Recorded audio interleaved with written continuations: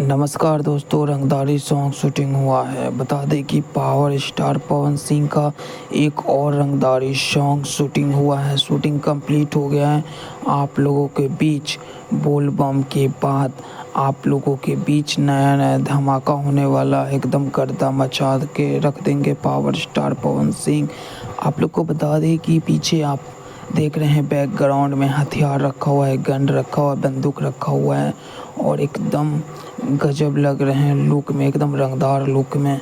तो हम लोग इसी से अंदाज़ा लगा सकते हैं कि रंगदार ही सॉन्ग हो सकता है, रंगदार ही सॉन्ग ही होगा।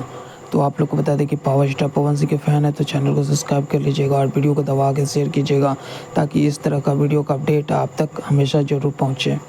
और बता दें कि पावर स्टार पवन सिंह एकदम गर्दा तहलका मचा रहे हैं। और बता दें कि पवन सिंह का एक और गाना जल्द से जल्द आने वाला है आप लोगों के बीच।